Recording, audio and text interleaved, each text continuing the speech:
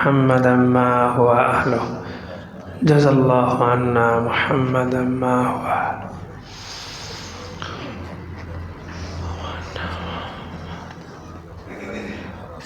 গতকাল আলোচনা ছিল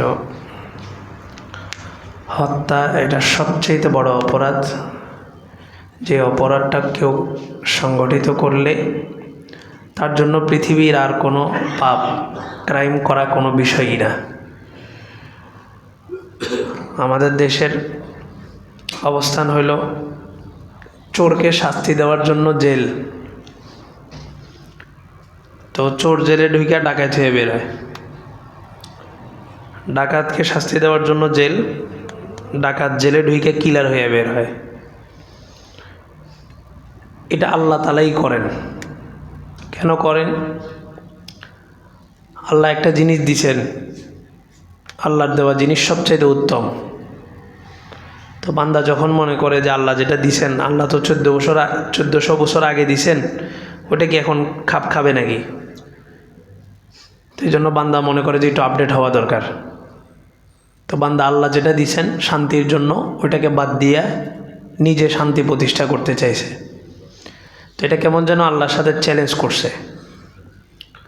তা আপনি যদি একজনের বাড়িতে ঢুইকা তাকে যদি বলেন তোমার এই বাড়ির যত নিয়ম কানুন আছে এগুলো বাদ, আজকে থেকে আমার দেওয়া নিয়মে চলবে, ওই মালিকের যে পরিস্থিতি হবে, আপনি আল্লাহর জমিনে থাইকা আল্লাহর নিয়ম বাদ দিয়া যখন মানুষের নিয়ম প্রতিষ্ঠিত করতে যাচ্ছেন, তখন আল্লাহর সাথে ওই একই অবস্থা। তা আল্লাহ বলেন ঠিক আছে যাও, তোমাকে তো চলার স্বাধীনতা দিছি, ভালো কাজও করতে পারবা খারাপ কাজও করতে পারবা, তোমাকে আমি স্বাধীনতা দিয়ে দিছি। আল্লাহ যদি ধৈর্য রাখতেন যে ভালো কাজই করতে হবে, তাহলে তো এটা পরীক্ষা না। পরীক্ষার হলে তুমি স্বাধীন, 3 ঘন্টা চাইলে লিখতেও পারো, বৈশাও থাকতে পারো, সঠিক উত্তরও দিতে পারো, বেঠিক উত্তরও দিতে পারো, এটা তোমার স্বাধীনতা, তবে ফলাফল ঘোষণা কিন্তু সঠিকভাবে হবে। তা আল্লাহ তাআলা ছেড়ে দিয়েছেন, তুমি দুনিয়াতে চলো তোমার মতো, তোমার সাথে আমার দেখা হবে মালিক ইয়াউমিদ্দিন, হাসরের মাঠে। তো যে ভয় পায় যে আল্লাহর সাথে দেখা করতেই হবে, তার জন্য হচ্ছে ইয়াকা না'বুদু ওয়া ইয়াকা নাস্তাঈন, আল্লাহরই গোলামি, আল্লাহরই সাহায্য। তো যে আল্লাহর গোলামি করবে, আল্লাহর সাহায্য চাইবে, আল্লাহ তাকে ইহদিনাস সিরাতাল মুস্তাকিম, জান্নাতের রাস্তা দেখাবেন। জান্নাতের রাস্তায় চললে কি হয়? সিরাতাল লাযীনা আন'আমতা আলাইহিম, এই রাস্তায় চললে আল্লাহ তাআলা জান্নাত দান করেন, পুরস্কার দেন। তবে এই রাস্তায় চলতে যায় গায়রিল মাগদুবি আলাইহিম ওয়ালাদ-দাল্লিন, ডানেও যাওয়া যাবে না, বামেও যাওয়া যাবে না। তো আল্লাহ বলেন তুমি শান্তি প্রতিষ্ঠা করবা, ঠিক আছে করো, আমি দেখি। তো এটা তো আল্লাহকে চ্যালেঞ্জ করা। তো স্বাভাবিক, আমাদেরকে বানাইছেন আল্লাহ, আমাদের নলেজ কখনোই আল্লাহর থেকে আগে বাড়বে না, নাউজুবিল্লাহ, এটা হইতেই পারে না।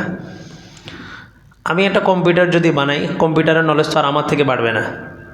প্রত্যেকটা বস্তু যেটা আমি আবিষ্কার করি সেটা আমার থেকে নিচে, কখনোই আমার থেকে আগে বাড়তে পারবে না।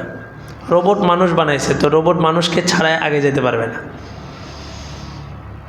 তো আল্লাহ তাআলা ভালো জানেন আমাদের জন্য কোনটা ভালো হবে, কোনটা খারাপ হবে। সব যুগেই আল্লাহ তাআলা কিতাব দিছেন, সংবিধান, কিছু সময়ের জন্য। আল্লাহ জানেন যুগ পরিবর্তন হবে, কিন্তু মুহাম্মদ সাল্লাল্লাহু আলাইহি ওয়াসাল্লামের উপর আল্লাহ তাআলা যে ঐশী বাণী অবতীর্ণ করছেন, এটা এতটাই ব্যালেন্সপূর্ণ, এতটাই ব্যালেন্স, ভারসাম্য রক্ষা করছেন আল্লাহ তাআলা, যেটা কিয়ামত পর্যন্ত যুগ যত পরিবর্তন হোক, যত আপডেট হোক, এই কোরআনই সর্বকালের শ্রেষ্ঠ গ্রন্থ, শ্রেষ্ঠ সংবিধান থাকবে। এখন অনেকগুলো বিষয় রাসূলের যুগে সাহাবায়ে কেরাম মেনে নিয়েছেন, বুঝে আসুক আর না আসুক, সামিআনা ওয়া আতানা, শুনছি মানছি। কিন্তু আল্লাহর এক রহমত, এখন বিজ্ঞান যত আপডেট হইতেছে, কোরআন হাদিস বুঝা আমাদের জন্য কিন্তু তত সহজ হইতেছে, কঠিন হইতেছে না, সহজ হইতেছে। বিজ্ঞান মানে কি? বিজ্ঞান মানে কোরআন হাদিস বিরোধী না। বিজ্ঞান যদি সঠিক তথ্য দেয়, তো সেটা অবশ্যই কোরআন হাদিস অনুযায়ী হবে। বিজ্ঞান এখন ডাক্তারি সায়েন্স বলে আমরা অনেক ক্ষেত্রে আমাদের ব্যক্তিগত গবেষণা বাদ দিয়া রাসূলের সুন্নতের উপর গবেষণা শুরু করে দিছি। কারণ দেখি আমরা ঘুরে ফিরার প্রেসক্রিপশন যেটাই লিখি, এটা রাসূল 1400 বছর আগে বলে গেছেন। সায়েন্স বলে বৈশা পানি পান করো, দাঁড়ায় পানি পান করলে কিডনিতে সমস্যা হয়, তো রাসূল 1400 বছর আগেই বলে গেছে বৈশা পান করো। সায়েন্স বলে বাম কায় থেকে ঘুমাইলে ঘুম ভালো হয়, তো ডাক্তাররা গবেষণায় বসছে যে আসলে বাম কায় থেকে ঘুমাইলে কেন ঘুমটা ভালো হয়। তো দেখে যে আমাদের পেটের নাড়ি ভুঁড়ি এগুলো তো মনে করেন 8-10 কেজি হয় মিনিমাম। আমাদের কিডনিটা হচ্ছে একদম দুর্বল, শরীরের সবচেয়ে দুর্বল পার্টস। তো এই কিডনিটার উপরে যখন নাড়ি ভুঁড়ি সব কিছুর চাপ পড়ে তখন কিডনিটা মানে একদম নিষ্ক্রিয় হয়ে যায়। আর কিডনি যখন নিষ্ক্রিয় হয়ে যায় তখন ঘুম ভালো হয়, কারণ শরীর তখন আর কাজ করে না, দুর্বল হয়ে যায়। শরীর দুর্বল থাকলে কিন্তু ঘুম ভালো হয়। দেখবেন আপনি যখন পরিশ্রম দিবেন খুব, শোয়ার সাথে সাথে দেখবেন খুব ভালো টাইট একটা ঘুম হবে। তো বিজ্ঞান বলে তাহলে তো এই ঘুমের দ্বারা শরীরে ক্ষতি, কিডনি ড্যামেজ হয়ে যাবে। কারণ কিডনির উপরে কি পড়ে, এই কিডনি তো বাম পাশে, নাড়ি ভুঁড়ি সব এটার উপরে পড়ে। তো বলে যে না, ডান কাত হয়ে ঘুমাইতে হবে। ঘুম ভালো হোক খারাপ হোক, ডান কাত হয়ে যদি ঘুমায় তাহলে স্বাস্থ্য ঠিক থাকবে। তো বিজ্ঞান গবেষণা করছে, বোর্ড বসাইছে, কত কিছু করছে, অথচ আমার রাসূল কোনো বোর্ড বসার নাই, আল্লাহ তাআলা বলে দিয়েছেন। কারণ আল্লাহ জানেন কিডনিটা কোন পাশে আছে। তখন তো এত আধুনিক আপডেট বিজ্ঞান ডাক্তার এগুলো কিছুই ছিল না। তো বিজ্ঞান সায়েন্স বহু বৈঠক বসার পরে সিদ্ধান্ত নিয়েছে ডান কাত হয়ে ঘুমাবে। পরে দেখে যে আমার রাসূল 1400 বছর আগে এটা বলে দিয়েছেন যে ডান কাত হয়ে ঘুমানো সুন্নত। তো এখন সায়েন্সও সব ক্ষেত্রে তাদের গবেষণাগুলোকে বাদ দিয়ে অনেকাংশে তারা রাসূলের জীবনী, রাসূলের সুন্নত, রাসূলের আদর্শকেই প্রেসক্রিপশন বানায় নিছে। তা আল্লাহ বলেন তুমি আমার বিধান ছেড়ে দিয়ে তুমি নিজে বিধান প্রতিষ্ঠা করবে, আর সেটাতে শান্তি আসবে, এটা হতেই পারে না। তো দেখা যায় কি মানব রচিত তন্ত্র যখন থেকে প্রতিষ্ঠিত হয়েছে তখন থেকেই পৃথিবী দিন দিন তার হায়াতের শেষ পর্যায়ে চলে যেতেছে, শেষ জামানা। তা আমরা বলছিলাম যে কোনো মানুষ যখন কোনো মানুষকে হত্যা করে এটা পৃথিবীর সবচেয়ে বড় ক্রাইম। সে সবচেয়ে বড় ক্রাইম কেন বলে যে ফাকা আন্নামা কতালান নাসা জামিয়া। আল্লাহ তাআলা বলেন যে ব্যক্তি একটা মানুষকে হত্যা করলো সে কেমন যেন পুরা জগতের সমগ্র মানুষকে সে কী করছে, হত্যা করে ফেলছে। কারণ কি, একটা গল্প ছোটোবেলা আমরা শুনছি, মনে হইল মানে কাল্পনিক গল্প আর কি। এক ছেলে এক মেয়ের ভালোবাসায় পড়ছে, প্রেমে পড়ছে। তো মেয়ে তাকে পরীক্ষা করার জন্য বলছে তুমি যদি আমারে পাইতে চাও শর্ত হইল তোমার মাকে হত্যা করতে হবে। ছেলে এতটাই আসক্ত ছিল, ছেলে বলল যে আমি রাজি। তো মেয়ে বলল যে হত্যা যে করছো আমি বুঝবো কীভাবে, তুমি তোমার মার কলিজাটা নিয়ে আসবা, আইনা আমাকে দেখাইলে আমি মানবো যে তুমি তোমার মাকে কী করছো, হত্যা করছো। তো ছেলে রাত্রে বাসায় গেছে, মা ছেলেকে খাওয়াই দিতেছে, যত বড়ই হোক ছেলে তো ছেলে। তো মা খাওয়াই দিতেছে, মা লোকমা উঠাইছে, ছেলে দিক দিয়ে ছুরি ঢুকাই দিস, দিয়া মার এটা পুরোটা ছিঁড়া কলিজা বের করছে। তো বের করেই দৌড় দিছে রাতের অন্ধকারে, দৌড় দিয়েতে যে রাস্তায় হোঁচট খেয়ে পড়ে গেছে। এটা একটা কাল্পনিক গল্প আর কি, আবার বাস্তবও হইতে পারে, কিন্তু আমরা ছোটোবেলায় এটা শুনছি। তো রাস্তায় হোঁচট খেয়ে পড়ে গেছে, ওই কলিজার ভিতর থেকে আওয়াজ আসছে বাবা তুমি কি ব্যথা পাইছ? মা তো ওই ছেলে ওই কলিজাটা নিয়ে ওই মেয়েকে দিছে যে দেখো আমার মা তোমার জন্য, তোমাকে পাওয়ার জন্য আমি আমার মাকে হত্যা করছি, এই যে দেখো মার কলিজা। তো মেয়ে বলছে যে তার মাকে হত্যা করতে পারে সে তো আমাকে হত্যা করতে পারে। এটা একটা পরীক্ষা ছিল। তো তার দুনিয়াও এদিকেও গেছে ওদিকেও গেছে, হয়নি।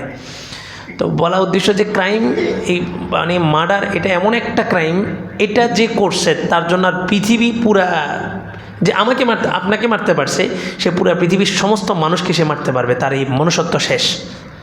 এই কারণে আল্লাহ বলে সবচেয়ে বড় অপরাধ হচ্ছে একজন মানুষকে হত্যা করা। এতটাই বড় অপরাধ যে একজনকে হত্যা করা মানে পুরা পৃথিবীর মানুষকে হত্যা করার সমান।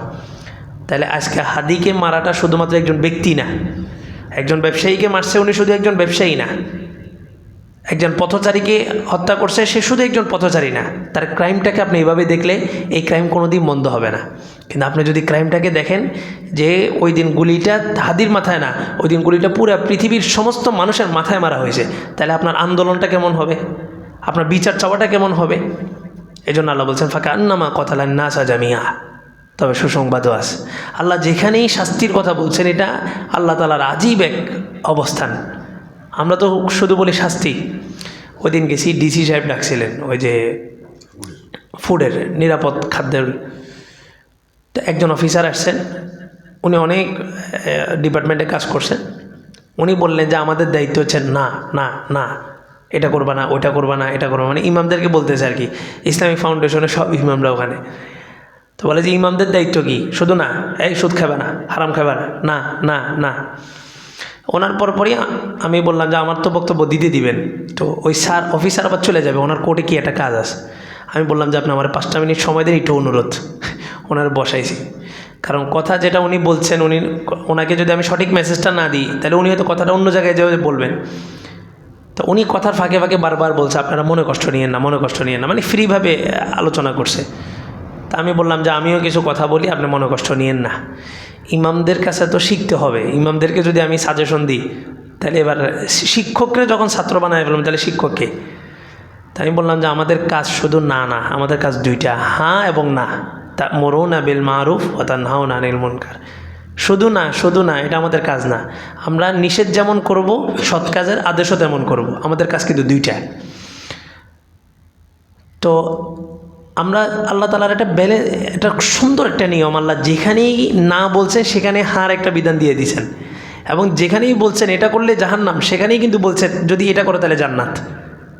তাহলে আপনি যখন মানুষকে বলবেন সুদ খেয়েছ, সুদের এত এত গুনাহ, এটা গুনাহ, সুদি সারা জীবন তওবা করলেও মাফ হবে না, এটা এই সুদি জীবনে ভালো হবে? আপনি যে এমন ভয় দেখাইছেন সুদ খাওয়ার কারণে এটা হবে, ও চিন্তা করে যে আমি সুদ খাওয়ার কারণে যদি জাহান্নাম আমার উপর ওয়াজিব হয়ে যায় তাহলে আর ছাইরা লাভ কি? তো চলো, কিন্তু আপনি যদি তাকে বলেন তুমি যদি সুদের এত এত কারবার, তোমার কোটি কোটি টাকা এখন সুদের উপরে লাগানি, তুমি যদি এই ত্যাগ আল্লাহর জন্য ত্যাগ কইরা এই সুদ বর্জন করতে পারো, আল্লাহ তোমাকে এটার বিনিময়ে জান্নাত ছাড়া কিচ্ছু দিবেন না। তো সে বলবে দুনিয়ার 70 বছর সুদের পিছনে ঘুরছি, এই টাকা যদি এখন আমি উঠাইও আমি আগামী 2 বছর বাঁচুম কিনা গ্যারান্টি নেই, তা আমি এটা বাদ দিয়ে দিলাম জান্নাতের জন্য। সহজ। তো এই জন্য আমরা শুধু ভয় দেখাই, পদ্ধতি দেখাই না। আচ্ছা, সুদ মানুষ কেন নেয়? বিলাসিতার জন্য না ঠেকাই পড়ে তো নিতেছে। তাহলে আপনি বিকল্প তাকে শিখান। ইসলাম কখনোই কোনো রাস্তা বন্ধ করে নাই বিকল্প রাস্তা খোলা ছাড়া। ইসলাম ধৈরেই সুদকে হারাম করে নাই। ইসলাম প্রথম বলছে কর্জে হাসানা, একজন মুমিন আরেকজন মুমিনকে ঋণ দিবে, কোনো বিনিময় ছাড়া ঋণ। আপনার 5 লাখ টাকা পড়ে আছে, আপনি ব্যাংকে রাখবেন, টাকা কোথায় রাখবেন? ব্যাংকেই তো রাখবেন। তো ব্যাংকে রাখলে ব্যাংকের সুদের উপরে আপনি সহযোগিতা করতেছেন। তার চাইতে 5 লক্ষ টাকা আপনার 5 জন ভাই ব্যবসা করতে পারতেছে না টাকার জন্য, এদেরকে দিয়ে প্রতিষ্ঠিত করেন। ওটার আবার কিছু ক্রাইটেরিয়া আছে। আমাদের সমাজ ব্যবস্থা, টাকা একবার নিলে মাশাল্লাহ আপনি তার গোলাম হয়ে গেছেন, এবার শেষ, আপনি তার পিছনে ঘুরতে হবে। তো সুদ হারাম হওয়ার আগে আল্লাহ তাআলা কর্জে হাসানাকে চালু করছেন। একজন মুসলমান আরেকজনের কি ভাই বানায় দিছে। এবার ভাইকে ভাই তুমি ঋণ দাও। তো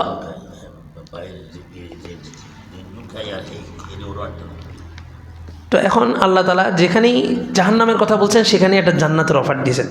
তা আল্লাহ বললেন যে একজন মানুষকে হত্যা করলো, সে কেমন যেন গোটা মানব জাতিকে হত্যা করছে।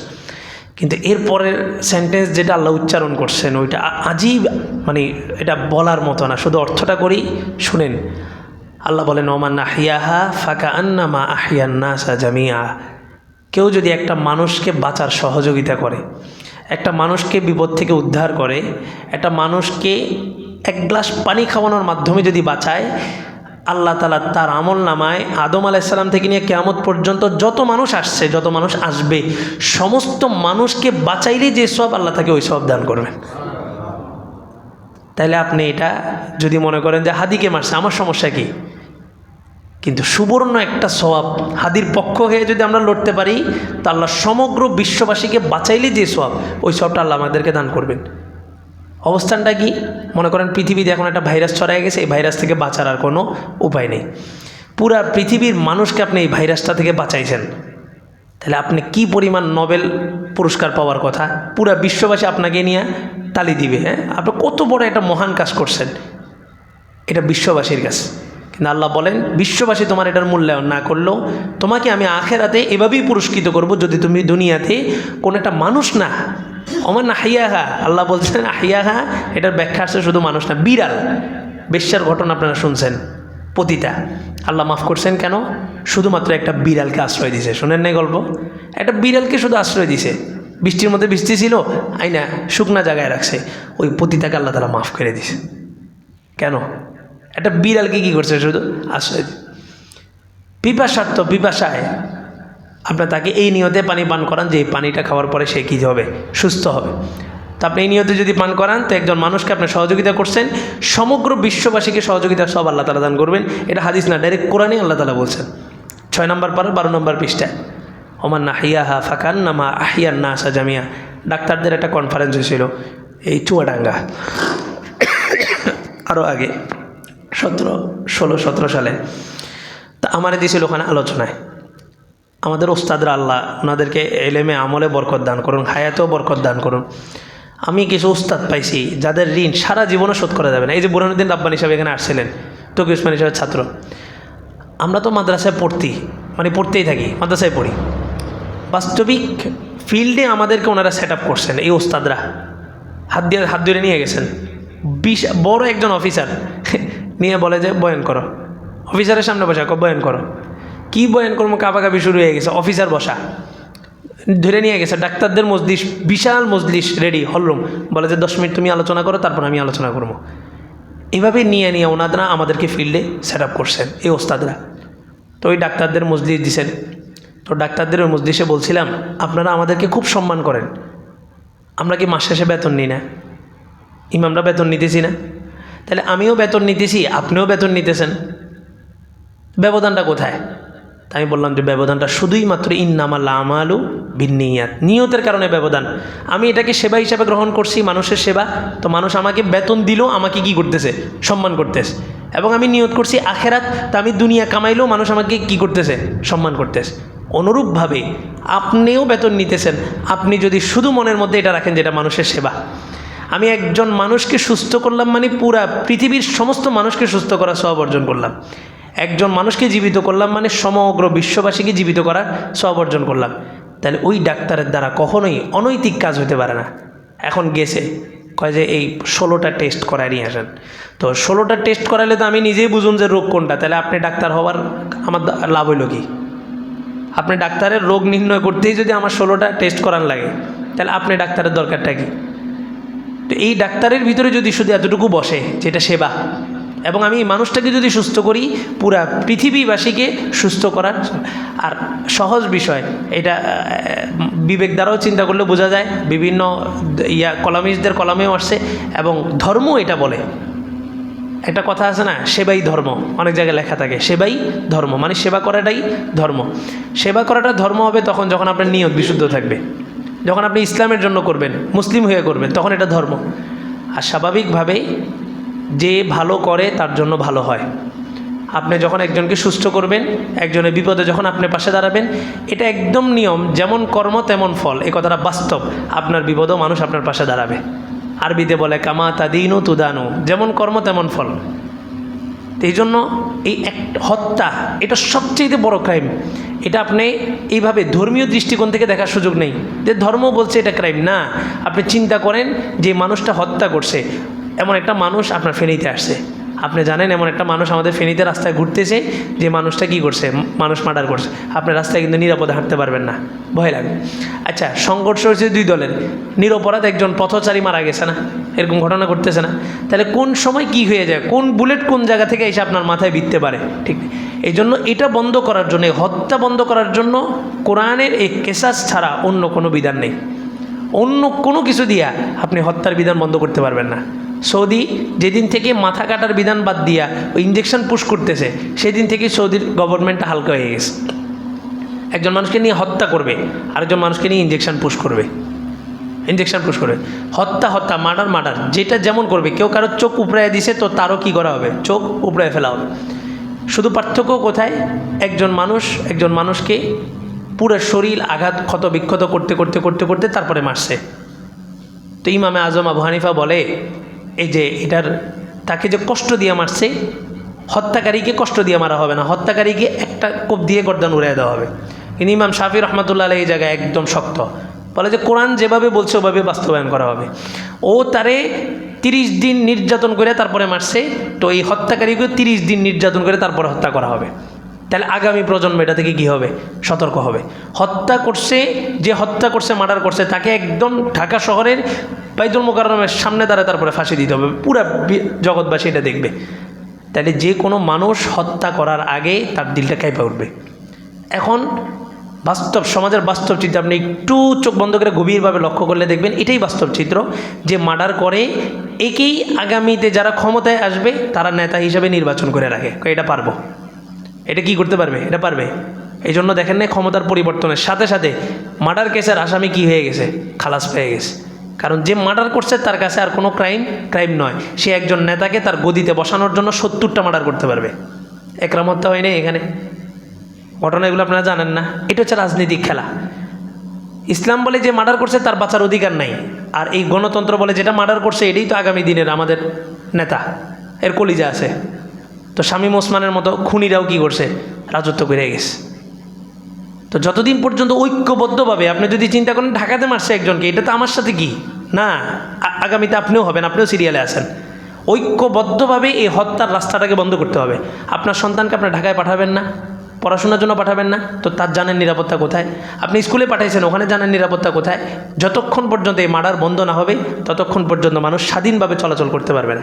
রাস্তাঘাটে হাঁটবে, তার একটা ভয়, আতঙ্ক, কোন দিক দিয়ে কী হয়ে যায়। মারামারি লাগছে অন্য দুইজন, কিন্তু ফাঁকাগুলি ছাড়ে, তো ফাঁকাগুলি অনেক সময় উপরে না ছাড়ে বরাবর ছাড়ে, তো এটা যায় একজন নিরপরাধ পথচারীর উপরে যায় পড়তেছে। জুলাই আন্দোলনে একটা বাচ্চা শুধু জানালা দিয়ে উকি দিতে গেছে, তো ফাঁকাগুলি মারার কারণে বাচ্চা মারা গেছে না। এই জন্য যতক্ষণ পর্যন্ত, এখন শুনলাম গতকালকে স্বরাষ্ট্র উপদেষ্টার ঘোষণা দিছে যে এতদিন তো অস্ত্র শুধুমাত্র আইনশৃঙ্খলা বাহিনীর হাতে ছিল, এখন যারা নির্বাচন করবেন ওনাদের লাইসেন্স থাকলে শর্ত সাপেক্ষে ওনাদেরকে অস্ত্র দেওয়া হবে। অথচ ইসলাম এটা সম্পূর্ণ নিষেধ করছে। অস্ত্র কোনো মানুষের হাতে দেওয়া যাবে না, যে কোনো মানুষের হাতে অস্ত্র দেওয়া যাবে না, অস্ত্র নির্দিষ্ট থাকবে। তাহলে এবার মানুষের হাতে যখন অস্ত্র আসবে, পাহাড়ি অঞ্চলটাও তো উত্তপ্ত কেন হয়েছে জানেন? পাহাড়ি অঞ্চল অস্ত্র সাপ্লাই দেওয়া হয়েছে, প্রত্যেক ঘরে ঘরে অস্ত্র আছে। সেনাবাহিনী পর্যন্ত পাহাড়ি অঞ্চল নিজেদের কন্ট্রোলে আনতে পারতেছে না, তারা এখন সশস্ত্র কী করতেছে, যুদ্ধ করতেছে। তা রাষ্ট্র কোন দিকে যেতেছে, আগামীর পরিস্থিতি আসতেছে, সামনের দিন যত যাবে পরিস্থিতি তত কঠিন হইতে থাকবে। দোয়ার বিকল্প নেই, কিচ্ছু করার নেই। আল্লাহ রসুল বলছেন ফিতনা যখন বাড়তে থাকবে তখন কি করবা, বকরির পাল থাকলে নিয়ে পাহাড়ে চলে যাবা, বকরির দুধ দহন করবা, আর মাঝে মাঝে বকরি জবাই করে খাইবা। কারণ তখন ঈমান ধইরা রাখা আর হাতের মধ্যে আগুনের আঙ্গার কয়লা ধইরা রাখা চাইতে বেশি কঠিন হবে। হাতের মধ্যে আগুনের আঙ্গার ধরে রাখাটা সহজ হবে, কিন্তু ঈমান ধরে রাখাটা কঠিন হবে। ফিতনা এমনভাবে আসতে থাকবে। আল্লাহ তাআলা আমাদেরকে সমস্ত ফিতনা থেকে হেফাজত করুন।